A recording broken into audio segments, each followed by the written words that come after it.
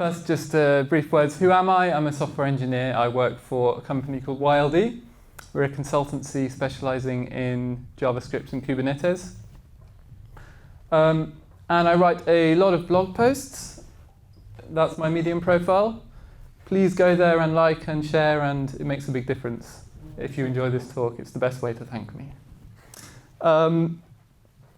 So, what this talk is not about is either of these things. Oracle, if you know what that bottom thing is, my commiserations, it's not about that either. What it is about is something called the Oracle problem. What is the Oracle problem? So the term Oracle first entered computer science in the writing of Turing. He introduced it to mean something that you give a computer or a Turing machine, which is an abstract computer, comes from outside that machine and enables that machine to solve a problem without any computation. And this was useful for theorizing about various problems in computational science. And then a bit later, in I think it was the 70s, this idea was taken up in the then kind of nascent field of software testing, because tests rely essentially on oracles. So how do you know your system is functioning? You have to have some kind of external input. That typically consists of three parts. You have what's called a generator, which is somewhere where you create an expectation. You have a comparator, which is some actual data to compare to your expectation. And you have an evaluator, which is the assertion. And we've probably all written hundreds of tests like this. These are test oracles. This is also an oracle. Does anyone know who this is? Apart from Aris. Oracle of Delphi. Yeah. Correct. Well done. So way before Turing, the Greeks did an awful lot of thinking about oracles. And one of the capstones of this thinking was this profound thought by the philosopher Heraclitus, who wrote that the god whose oracle is at Delphi neither speaks nor conceals, but gives a sign. So the Greeks were well aware of problems with oracles. And the story they told to illustrate these problems was often the story of the rich king Croesus. So I'm going to tell you that now.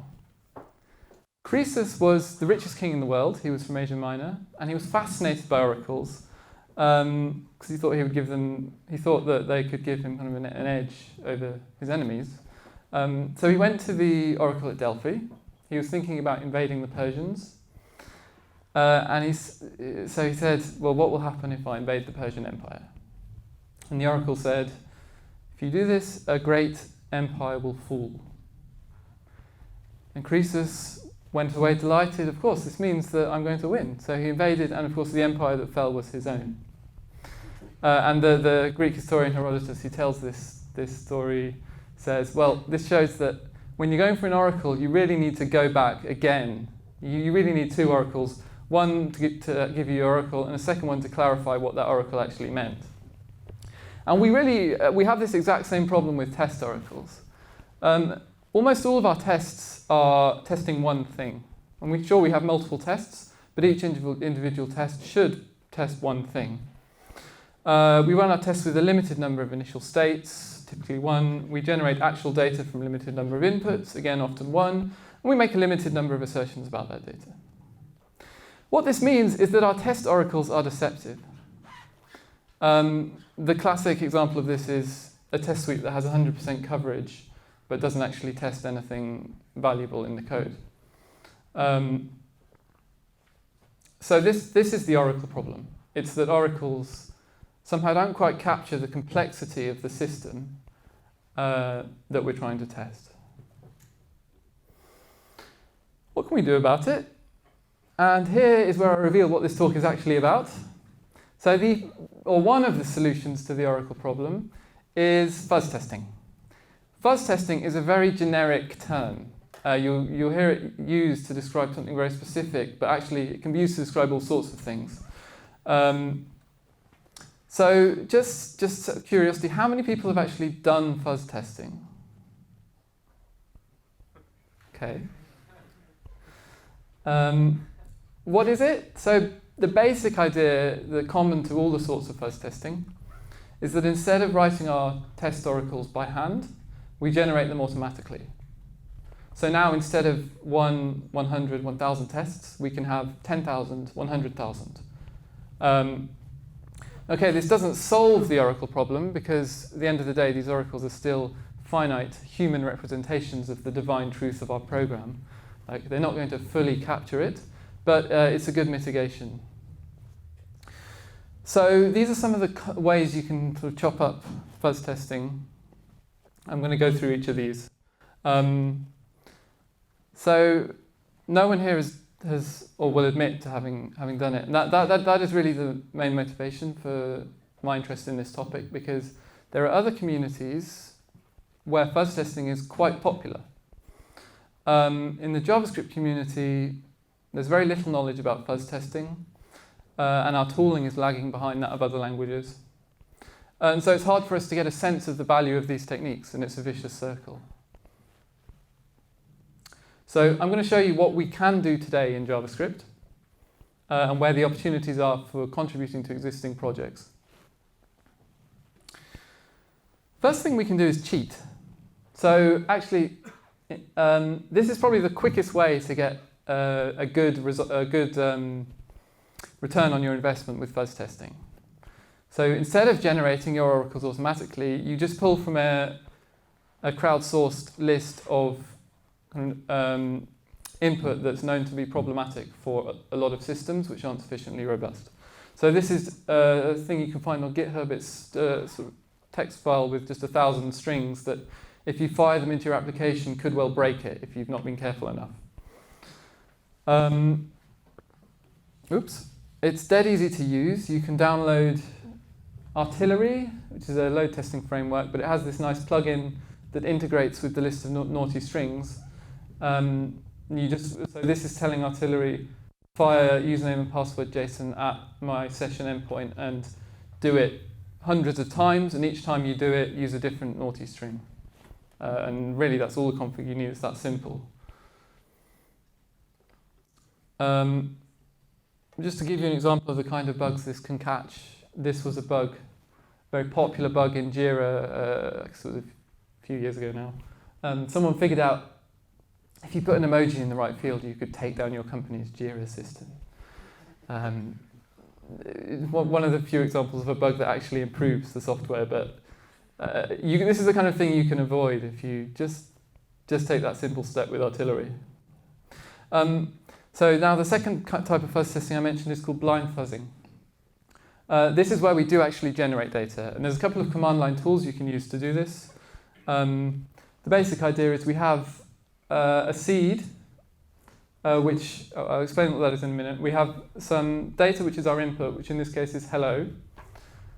Our program Zuff will mutate that data randomly, and it will do so using a seed. The seed allows us to recreate that mutation if we need to. So the mutation is random-esque but deterministic based on the seed. And the output is something like this. It doesn't crash our terminal, which is good. If it did crash our terminal, then we would have discovered a bug using fuzz testing. I'm going to skip over this a bit, but so one of the main applications for fuzz testing is situations where we literally don't know what oracles to write. And a good example is systems that are so complicated that we don't know what their output should be. But I really want to argue that fuzz testing actually has much broader applications than that. That's just the traditional way in which it's been used. This is a library worth checking out called Sync Dweller. It's very simple, just a node wrapper for Redamza, which is another command line fuzzer like Zuff. What's quite nice about it is you can choose an insertion point. So this is just doing the same thing as I showed you with Zuff. But you can choose an insertion point. So some bit of data is coming into your application. You decide from this point on, this data will be fuzzed. So every time the application is run, the data will be slightly different based on what came in. And Redamza produces output like this, you'll notice the style of the fuzzing is quite different to ZUF. So you get much more varying output much more quickly. So that's just something to bear in mind when choosing between them. And okay, on to the next type of fuzzing, and the next step up in terms of sophistication is something called genetic fuzzing. So now, instead of just throwing random input at our application and seeing what happens, we use code coverage to reflect on that input and select further input which is more likely to trigger a bug. So the algorithm for these sorts of fuzzers works basically like this. You have a list of inputs that you start with. You pop an input, you fuzz it, you run your code. You then check, did that increase the coverage? If so, you put your fuzzed input back on the list and do the same thing again. And this allows you to sort of narrow down eventually your fuzzed input to exercise as many paths of the application as possible.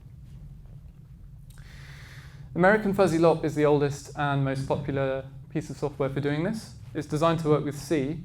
The problem with genetic fuzzing is that you need to instrument your code for the coverage.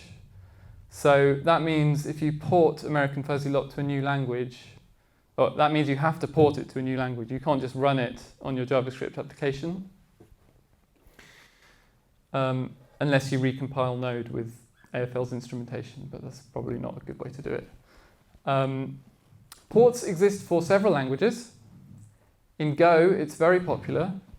Python has a nice stable library. Rust, again, relatively popular. JavaScript has one library which doesn't work. I've checked it out. It looks like it's kind of halfway there, or 3/4 of the way there. I think it's a great thing for someone to pick up and get us a working AFL implementation in JavaScript. Shouldn't be that hard. What's the next kind of fuzzing? Well, not blind. It's something called grammar-based fuzzing. So these are some libraries that do grammar-based fuzzing. Grammar-based fuzzing is where we write a grammar which constrains what our fuzzed data will look like. So we're sort of narrowing down now the types of input that we're firing in our application. We're going to end up much more quickly with input that penetrates deep into our application and targets specific areas. But we're going to have less exposure to those more edgier edge cases. This is an example of a grammar written with Dharma that will give you a valid URL.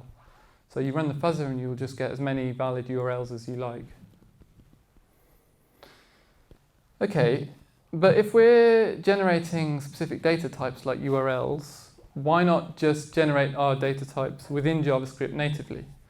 Generally, we trust the JavaScript runtime to deal with degenerate data types. So why not just work from that basis? There's a few options that allow us to do that. Here's a very simple one for Octo from Mozilla. Mozilla are maintaining Dharma as well, in general do a lot of work on fuzzing. So this will allow you to generate some random stuff. And it's not like Faker.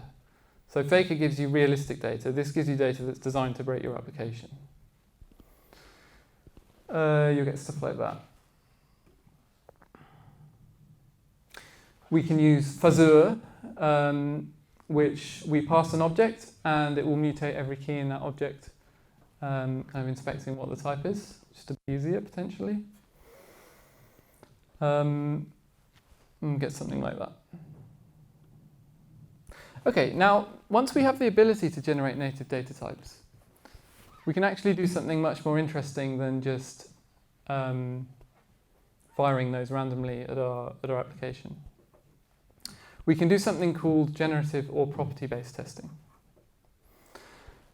So what we do with this is we test individual functions. We fuzz individual functions. So we tell our test harness what types that function expects. And instead of just giving it one test case, we fuzz the input to that function such that the input satisfies the type. And we assert on what is referred to as a property of that function. That is something that has to remain constant whatever valid input is given to the function. Now, generative testing in particular has achieved quite a wide level of adoption and popularity in other ecosystems. A good example is Clojure, where not only is it part of the core library, but the writers of the Clojure documentation actually assert that it's better than standard unit testing. So my question is really, why does a few people do, but basically no one does this in JavaScript. And I don't think there's a good reason for that, other than, as I said, this vicious circle of sort of there not being any tools knocking around and no one really knowing about it. In Python, the situation is very different. There's quite an old and very actively maintained library called Hypothesis for doing property-based testing. And actually, in JavaScript, having said that we didn't have good tools, actually we do have good tools for generative-based testing in JavaScript. One problem is we have too many of them. No one really, well, they all do similar things, but it makes it more confusing if you're new to this. But there's plenty of stuff you can check out. So I'm going to give you an example using test check. So here we're going to test a function called add10max. And we're specifying that our input, so that this function is wrong. The developer commented out the code to make it work. But what it should do is add two numbers, except if they're greater than 10, return 10. So we set up our test by specifying the input types, which are integers. And then we assert a property of that function, which is that the result is always under 10 or equal to 10. And this library integrates with all the major testing libraries, so we can write our tests in a nicer way like this. If we're using jest, we just have two more arguments to our it function, which are the types. And this is sort of the list of types that you get with the library. You can also define your own types. And you can sample a type to see what it looks like. This is the sort of data that will be passed in if you specify the JSON type. Now, the really cool thing about these property-based testing libraries is something called shrinking. And this was something devised in Haskell, which was the first property-based testing. Was the first language to incorporate property-based testing in its core library. And the idea of shrinking is that when the test harness detects a violation of your property, instead of just testing you this weird input, instead of telling you that this weird input failed your test, it progressively alters that input to shrink it to the smallest possible case that breaks your test. So in this case, it tried 21 and 8. It figured out that the test failed. So it tried again, looks like 3 times, until it found the smallest failing test case, which is 3 and 8. Now this is obviously incredibly helpful for helping you to figure out why exactly your test failed. Okay, so the main downside of generative testing is you need to annotate your types. It's just a bit of a faff. There are ways around this. So here's a library, if you're using Flow, which I guess is becoming less common nowadays, but you can use this library to generate types based on your flow types. Sorry, generate types for your tests based on your flow types.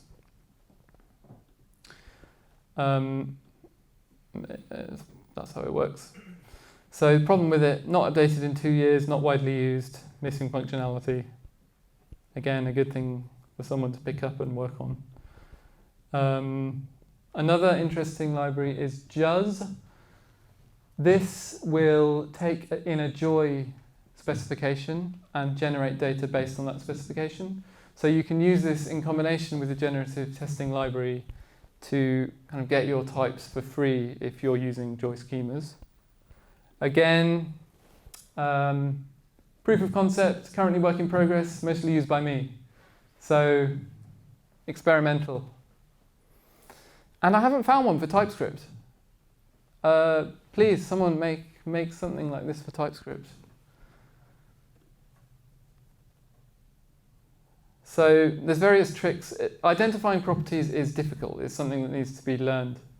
There's various avenues you can sort of go down to try and help you do that. I'm not going to get too far into it. The main thing I want to do is, before we leave property-based testing, I want to mention this library, which is currently the most actively developed that does this. It's the one I would go to, I think, if I was going to use it on a project. And it has one particular feature which I find very interesting, which is something called model-based tests. This is similar to generative testing, but just another variation. So what this is, it's for testing mainly UIs and other state machines. And it's for catching bugs of the sort that you find. Let's say I have a bug on my login page which prevents me logging in, but I only experience this bug if I go to some other page in the application. As a normal writer of tests, you're never going to catch this bug in your tests because you're not going to test all the paths that a user can take through your UI. So instead what you do is you define a list of operations, so that might be click this button. You define preconditions for those operations, so I can only click this button if I'm on this page.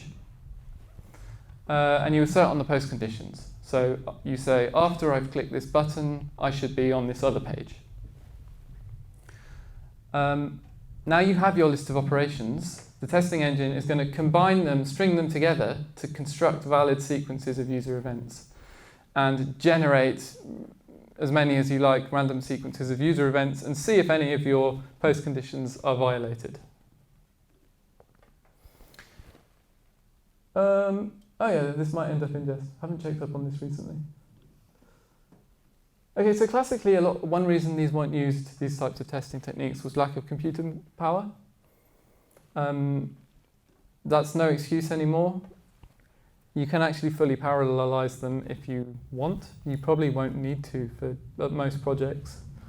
The real reason, as I said, is just, I think, lack of operational and practical understanding. So we need to try these things. But I want to finish by just reflecting on another issue, which is, so testing is notoriously one of the hardest parts of software engineering. And one of the reasons for that is it's so difficult to know how much testing you should do, what you should be testing.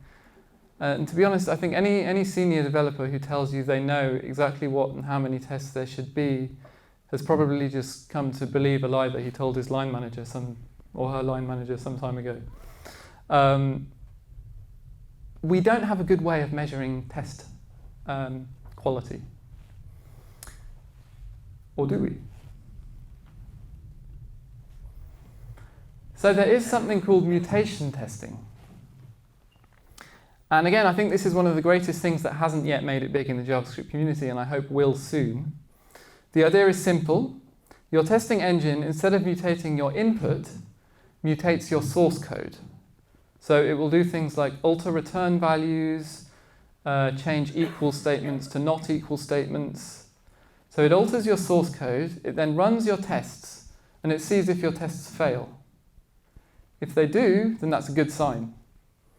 If they don't, then you failed to test, you failed to capture what your application does in your tests.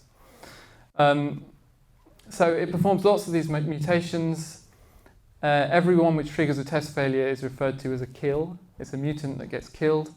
And you end up with a kill ratio, which is an indicator of how good your tests are. And we actually have, surprisingly, a pretty good and almost mature now library for doing this in JavaScript. Check it out, it's called Striker. That's it. I've written quite a long blog post about all of this stuff, so if you're interested in following any of it up, there's links and stuff there. Just check out my Medium profile at Sam_Galson. Thank you.